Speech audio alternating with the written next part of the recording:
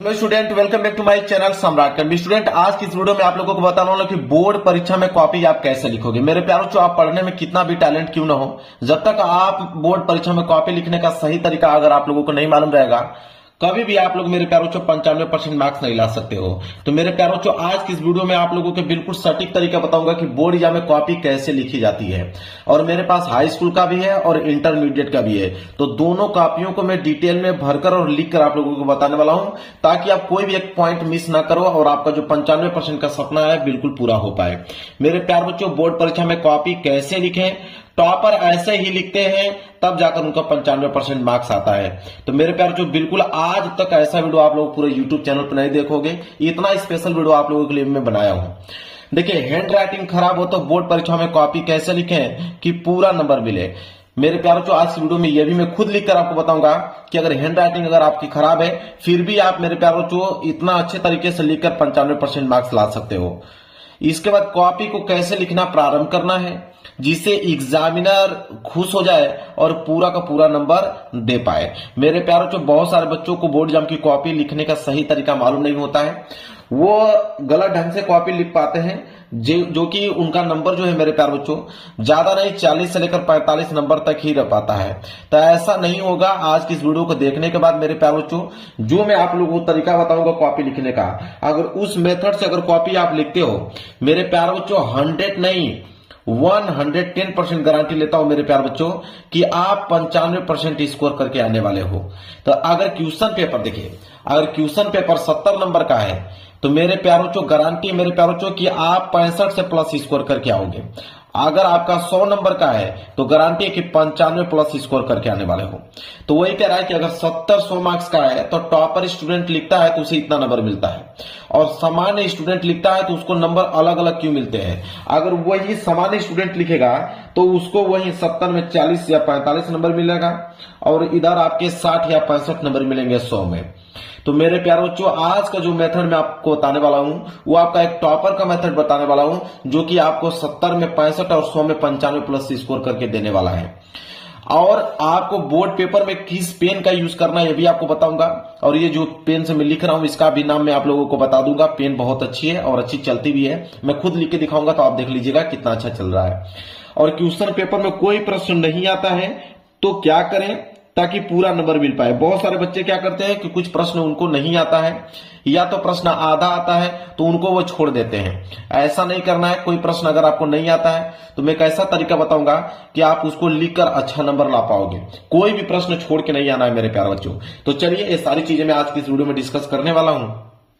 चलिए, तो मेरे प्यारों बच्चों, चलिए मैं भर के आप लोगों को दिखाता हूं। और एक चीज आप लोगों को बता देता हूं कि ये जो हाई स्कूल परीक्षा की बोर्ड कॉपी है और ये इंटरमीडिएट की बोर्ड परीक्षा की कॉपी है, तो इसमें दोनों में कोई अंतर नहीं होता। बस यहाँ पे हाई स्कूल परीक्षा लिखा होता है और यहाँ पे इंटरमीडिएट परीक्षा लिखा होता है। बाकी जो भी कॉलम भरने का यहाँ पे प्रोसेस दिया गया है, दोनों में सेम है, कोई चेंजेस नहीं है। बस यहाँ पे हाई स्कूल परीक्षा और यहाँ पे इंटरमीडिएट परीक्षा लिखा रहता है। बस एक बात का अंतर होता है कि हाई स्कूल परीक्षा में OMR शीट भी भरना होता है, तो वो भी मैं भर के दिखा दूंगा ताकि हाई स्कूल वाले बच्चे अच्छे से उसको देख पाए। तो चलिए, मैं हाई स्कूल पे भर के दिखाता हूं और इंटर वाले बच्चे समझ जाएंगे, क्योंकि सेम टू सेम वही कॉलम है इंटर में भी। तो चलिए, कैसे भरेंगे हम लोग। तो देखिए मेरे प्यारे बच्चों, मेरे पास 2026 बोर्ड का पेपर भी है हिंदी का, और मैं इस हिंदी के पेपर को खुद में सॉल्व करके आप लोगों को दिखाने वाला हूं कि कैसे कॉपी लिखी जाती है। तो देखिए, यहाँ पे अनुक्रमांक लिखा हुआ है और यहाँ पे नाम लिखना। इस पेपर में आपको भी लिखना पड़ेगा, ऊपर अनुक्रमांक और नीचे अपना नाम लिख लीजिएगा। इसके बाद देखिए, यहाँ पे पहला कॉलम मैं थोड़ा सा बड़ा कर देता हूं ताकि आप लोगों को दिखने में आसानी रहे और ताकि आप इस कॉलम को अच्छे से भर पाए। देखिए, पहला कॉलम है, बोला है कि परीक्षार्थी का अनुक्रमांक अंकों में। तो अभी मैंने आप लोगों को पेपर में दिखाया, यही आप लोगों का अनुक्रमांक है अंकों में। बाकी आपके पास एडमिट कार्ड होगा, उस एडमिट कार्ड पे आपका अनुक्रमांक लिखा हुआ मिलेगा। तो अनुक्रमांक जो है उसको आप लोगों को यहाँ पे अंकों में भरना पड़ेगा। तो चलिए, जो अनुक्रमांक मैं भर देता हूं, 35 था, 20, 90, 45 और 87। देखिए, मैं डेमो के लिए भर के दिखा रहा हूं। आपका जो अनुक्रमांक होगा, आपका जो रोल नंबर होगा, वही आपको भरना है। ये तो मैं समझाने के लिए भर रहा हूं, ठीक है। आपका रोल नंबर अलग होगा। तो चलिए, परीक्षार्थी का अनुक्रमांक अंकों में मैंने भर दिया। इसके बाद है परीक्षार्थी का अनुक्रमांक शब्दों में, मतलब इसी को आप शब्दों में लिखिए। अब शब्दों में कैसे लिखा जाता है, जैसे यह 3 है तो आप यहां पे लिखोगे 3 है तो आप लिखिएगा 3, इसके बाद कामा लगा दीजिए। 3 के बाद 5 है तो आप लिखेंगे 5, इसके बाद आप लिखोगे 2। इसी तरह करके आपको पूरा लिखना है। 7, चलिए देखिए इसी तरह आप लोगों को लिखना है, जैसे 3 5 2 0 9 0 4 5 8 और 7। इस तरह लिखने के बाद एक बार मिलान कर लीजिए ताकि कहीं गलत तो नहीं हुआ है, तो ऐसे मिलान कर लेना है। तो परीक्षार्थी का अनुक्रमांक अंकों में और परीक्षार्थी का अनुक्रमांक शब्दों में, 2 कॉलम तो मैंने यहां पे भर दिया। इसके बाद तीसरा कॉलम है विषय एवं प्रश्न पत्र। तो विषय पहला पेपर आप लोगों का हिंदी है तो यहां पे लिखेंगे हम लोग हिंदी। और याद रहे इंटर वाले बच्चे जो हैं अगर वो सामान्य हिंदी लिए रहेंगे तो सामान्य हिंदी लिखेंगे, और साहित्यिक हिंदी लिए रहेंगे तो साहित्यिक हिंदी लिखेंगे, इंटर वाले बच्चे। ये हाई स्कूल वाला पेपर है तो यहाँ पे विषय में हिंदी आपको डालना है। इसके बाद प्रश्न पत्र, तो प्रश्न पत्र में केवल डालना है, चाहे आप इंटर में हो चाहे आप हाई स्कूल में हो, कोई दिक्कत नहीं है। प्रश्न पत्र में केवल ही डालना, क्योंकि आप लोगों का पेपर सिर्फ एक ही होगा, मतलब हिंदी का एक होगा, केमिस्ट्री का एक होगा, विज्ञान का एक होगा, समझ रहे हैं। तो प्रश्न पत्र में केवल डालना है। इसके बाद है संकेतांक, प्रश्न पत्र पर अंकित संकेतांक। ये क्या होता है, संकेतांक का मतलब होता है पेपर कोड। ये जो पेपर कोड 801 HA दिया है इसे बोलते हैं पेपर कोड। तो यही इस कॉलम में आपको भरना होगा। 801 HA है तो लिखोगे 801 HA, इस तरह लिखना है आपको, कॉलम में भर लेना है। इसके बाद चौथा है परीक्षा का दिन। तो आपको मालूम है कि 18 फरवरी से आप लोगों का पेपर स्टार्ट है, तो उस दिन आप लोगों का जो है वो बुधवार है, तो परीक्षा का दिन में आप लिखोगे बुधवार है उस दिन तो आप लिखोगे बुधवार। क्लियर है। चलिए इसके बाद परीक्षा की तिथि एवं पाली, तो 18 फरवरी से स्टार्ट है तो आप लिखोगे 18 तारीख, फरवरी का मतलब दूसरा महीना, और 2026। और पाली की अगर हम बात करें तो जो हाई स्कूल वाले बच्चे हैं वो डालेंगे प्रथम पाली। क्लियर है। और जो इंटर वाले बच्चे हैं वो डालेंगे द्वितीय पाली। लेकिन याद रहे एक चीज और बता देता हूं कि यहाँ पे जितने बच्चे इंटर में हैं और वह सामान्य हिंदी लिए हैं तो उनका पेपर भी सुबह ही है, ठीक है, तो वो प्रथम पाली ही डालेंगे। लेकिन जो साहित्यिक हिंदी लिए हैं उनका पेपर 18 तारीख को दोपहर को है तो वहां पे द्वितीय पाली डालेंगे। इस बात को भी मैं बता दिया हूं इंटर में। चलिए इसके बाद है केंद्र का नाम। तो केंद्र का नाम मतलब जहां पे आप लोगों का सेंटर गया है, जिस विद्यालय में बैठ के आप पेपर लिख रहे हो, अपना पेपर दे रहे हो, उसका नाम लिखना है, सेंटर कोड। ठीक है, तो सेंटर कोड अपना देख लीजिएगा कहां पे आप लोगों का सेंटर गया है। बाकी मैं यहाँ पे सम्राट एकेडमी अपने चैनल का नाम यहाँ पे लिख देता हूं, ठीक है। बाकी आप लोग देख लीजिएगा, एडमिट कार्ड पे लिखा हुआ मिलेगा कि आप लोगों का सेंटर कहां पे गया है, वही नाम आप लोगों को लिखना है। बस इतना ही कॉलम लिखना है। इसके बाद ये कक्ष निरीक्षक बनेंगे, इनको आपको छोड़ देना है। बस इतना ही आप लोगों को भरना है।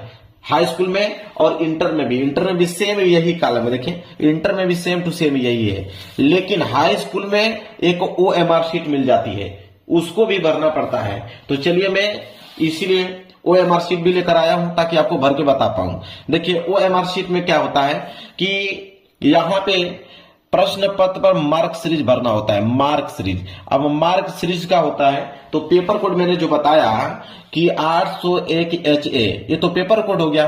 और मार्क सीरीज का मतलब होता है जो कोष्टक में HA दिया है इसको बोलते हैं मार्क सीरीज। और ये मार्क सीरीज का H जो है पहला अक्षर है और A जो है दूसरा अक्षर है, तो वही यहाँ पे भरना है। लिखा है कि पहला अक्षर, तो पहला अक्षर में हम लोग भरेंगे H, और इधर लिखा है दूसरा अक्षर में भरेंगे A। अब H है तो H को ढूंढ लीजिए, H कहाँ पे है, तो H को ढूंढने के बाद यहाँ पे आप लोगों को रंग देना। जैसे H है तो यहाँ पे H को रंग दोगे, क्लियर।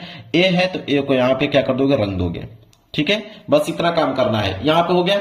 इसके बाद परीक्षार्थी का हस्ताक्षर, जो भी आप सिग्नेचर करते हो यहाँ पे अपना सिग्नेचर कर लीजिएगा। यहाँ पे कक्ष निरीक्षक के हस्ताक्षर रहेंगे, इसको छोड़ दीजिएगा। आपके जो रूम में क्लास टीचर रहेंगे वो करेंगे। इसके बाद यहाँ पे केंद्र व्यवस्थापक की मोहर लगी रहेगी।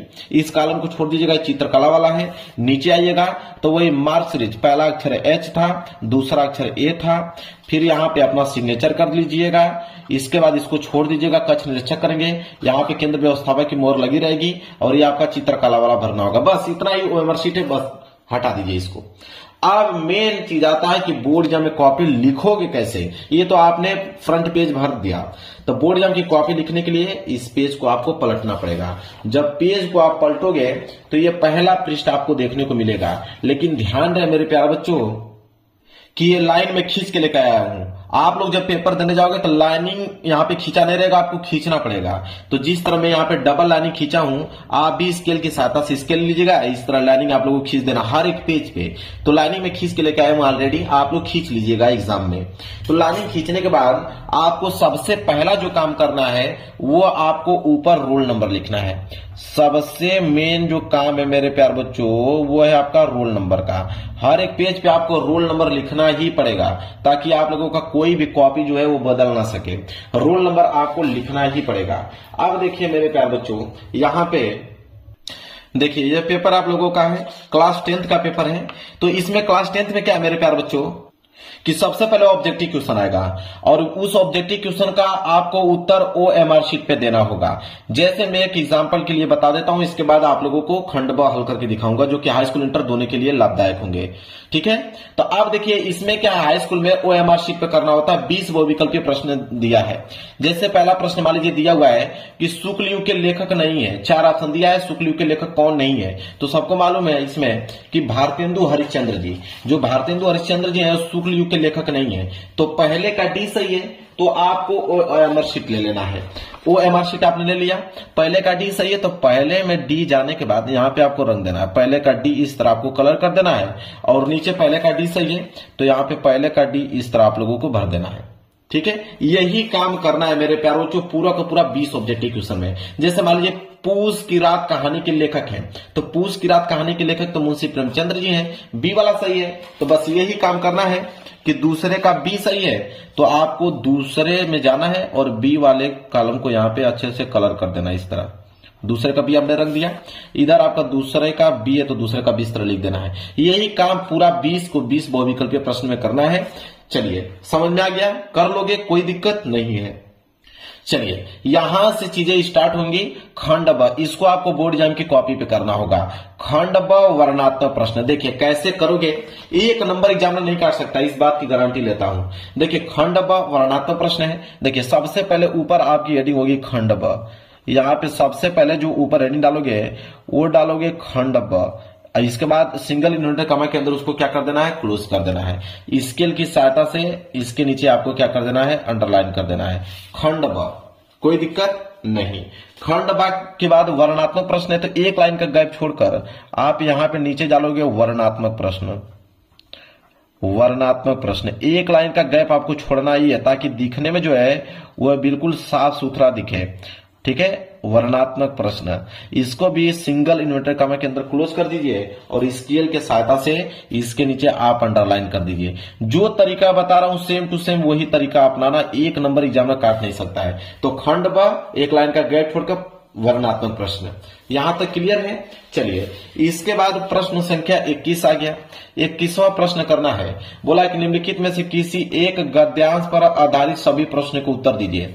अब प्रश्न उत्तर संख्या 21 करना है तो इसका हेडिंग बनाना पड़ेगा आपको, फिर एक लाइन का गैप छोड़कर आपको यहाँ पे डालना पड़ेगा प्रश्न उत्तर संख्या 21। तो यहाँ पे आप लिखोगे प्रश्न उत्तर संख्या 21।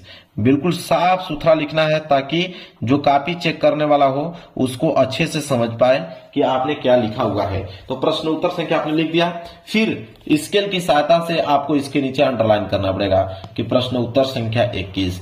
अब देखिए तीनों चीज कितना स्पष्ट दिख रहा है, खंड ब, वर्णात्मक प्रश्न, प्रश्न उत्तर संख्या 21, बिल्कुल क्लियर दिख रहा है, साफ सुथरा। चलिए अब यहाँ पे दो ऑप्शन दिया हुआ है गद्यांश में। एक आपका क वाला दिया है, कह रहा है कि या तो क वाला कीजिए, और क वाला नहीं करना चाहते हो तो अथवा करके आप ख वाला कीजिए। दोनों में से कोई एक कीजिए, या तो आप क वाला कीजिए या तो आप ख वाला कीजिए। तो यहाँ पे अगर आपको क वाला करना है तो आपको लिखना पड़ेगा, एक लाइन का फिर गैप छोड़ेंगे, आप यहाँ पे लिखेंगे क लिखने के बाद आप लिखिएगा संकेत। आपकी हेडिंग क्या रहेगी? संकेत रहेगी। तो आप यहाँ पे डालोगे संकेत। अब बहुत सारे बच्चों के दिमाग में चलेगा संकेत कैसे लिखा जाता है। बिल्कुल मेरे प्यारे बच्चों, आपको बता रहा हूं संकेत कैसे लिखा जाता है। संकेत का मतलब ये होता है कि आप शुरू के कुछ वर्ड उठा लो, जैसे कुसंग का ज्वर, तो कुसंग का ज्वर यहां तक उठा लो, इसके बाद डॉट डॉट डॉट डॉट करते चलो, करते करते लास्ट की लाइन उठा लो, ले जाएगी। ठीक है, तो कुसंग का ज्वर, तो आप यहां पे लिखोगे कि कुसंग का ज्वर, ताकि एग्जामिनर को मालूम चल पाता है कि आपने कौन सा गद्यांश किया हुआ है। कुसंग का ज्वर, ये हो गया कुसंग का ज्वर। इसके बाद आपको डॉट डॉट डॉट करते चलना है। इसके बाद लास्ट लाइन क्या थी? ले जाएगी, तो आप लिखोगे ले जाएगी। इसके बाद यहाँ पे खड़ी पाई। देखिए कितना अच्छा लग रहा है संकेत, और संकेत के नीचे भी आप यहाँ पे अंडरलाइन कर सकते हो इसके यहां तक, ताकि आपको सुस्पष्ट दिखने में लगे। देखिए कितना अच्छा लग रहा है। ये हो गया संकेत। संकेत लिखने के बाद तब आप प्रश्न करोगे कि अभी इस गद्यांश के नीचे 3 प्रश्न है, पहला, दूसरा, तीसरा।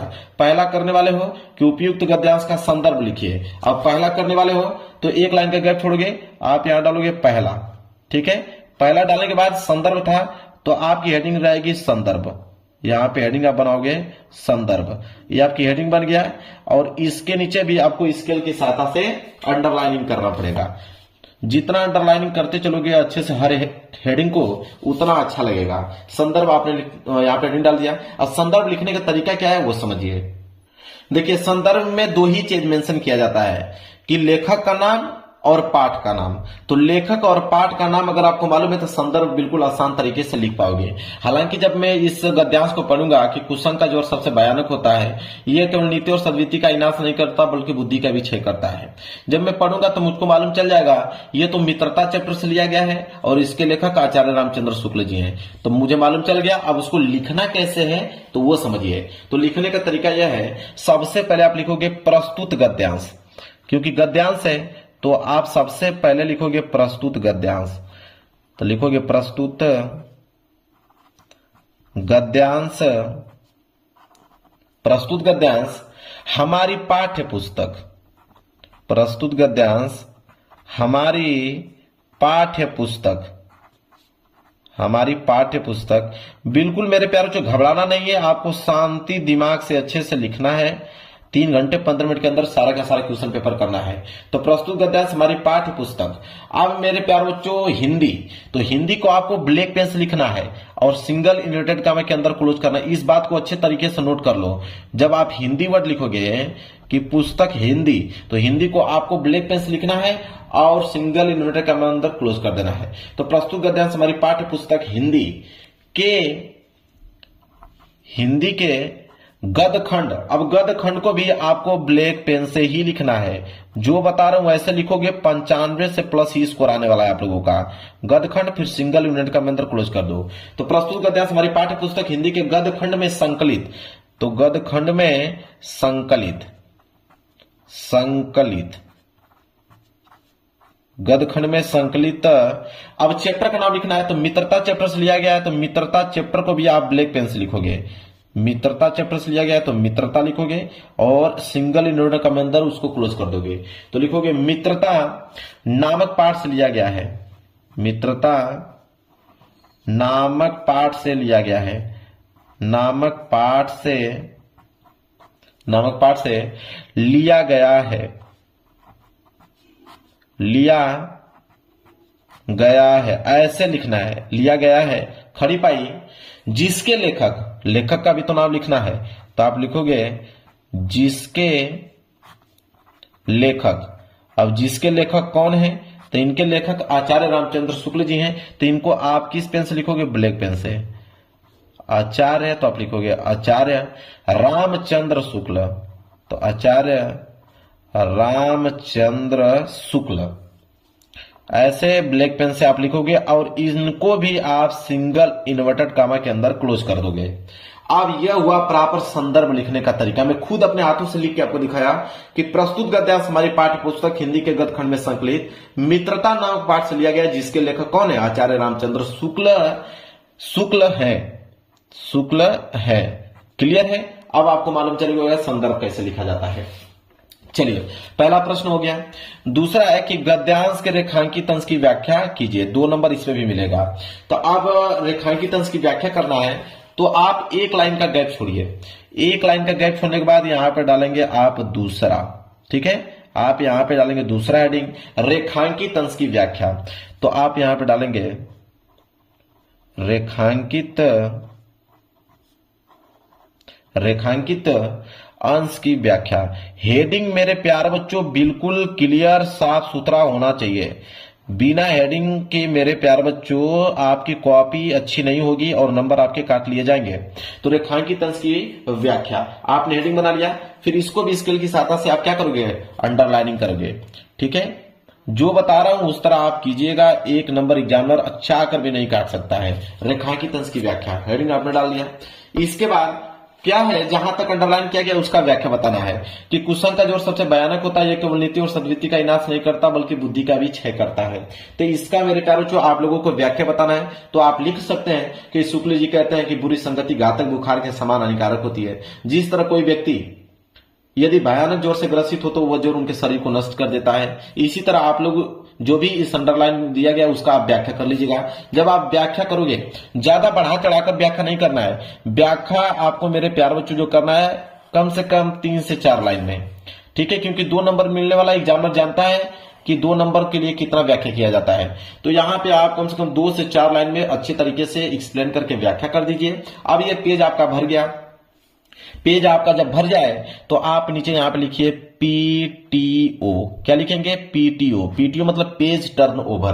पीटीओ लिखने के बाद पेज को जो है मेरे प्यारों से इधर आप पलट लीजिए। चलिए, पेज आपने पलट लिया तो यहां पे देखेंगे एक प्रश्न और है तीसरा कि कुसंग की तुलना किससे की गई है। तो कुसंग की तुलना किससे गई है, इसका अगर आंसर बताना है तो यहां पे आप लिखोगे तीसरा। यहां आप लिखोगे आप तीसरा और इसका भी उत्तर आपको लिखना पड़ेगा। तो जो भी इसका आंसर होगा कि कुसंग की तुलना जो है पैरों में बंदी चक्की से की गई है, जो भी इसका आंसर होगा आप यहाँ पे मेरे प्यारे बच्चों 1 लाइन 2 लाइन में आप इसका आंसर लिख दीजिएगा। जैसे ही इसका 2 लाइन में मान लीजिए आंसर आपने लिखा तो 2 लाइन में आंसर आपने यहाँ पे लिखा। अब ये पूरा का पूरा पेज यहाँ पे खाली है। तो प्रश्न 21वां समाप्त हो गया। 21वें के बाद आएगा प्रश्न 22। तो यहाँ पे 1 लाइन का बस गैप छोड़कर आप यहाँ पे अगली हेडिंग आप डालेंगे प्रश्न उत्तर संख्या 22, क्योंकि पेज आपका पूरा का पूरा अभी बाकी है। तो आप यहीं से लिखना प्रारंभ कर दीजिए। प्रश्न उत्तर संख्या आप यहां पे डालेंगे 22 और इसको भी मेरे प्यारे बच्चों स्केल की सहायता से आप यहां पे क्या करोगे? अंडरलाइनिंग करना चालू कर दोगे इस तरह। अब जो भी प्रश्न उत्तर संख्या 22 होगा उसका आंसर यहां पे लिखना चालू कर दीजिएगा।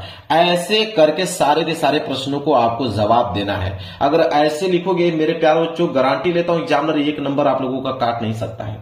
पूरा का पूरा नंबर देगा, 95 से प्लस स्कोर करके आने वाले हो। तो वीडियो को लाइक कर देना और उनके पास इस वीडियो को शेयर कर दो जो कि पेपर देने वाले हैं। तो चलिए मिलेंगे नेक्स्ट वीडियो में, तब तक के लिए धन्यवाद।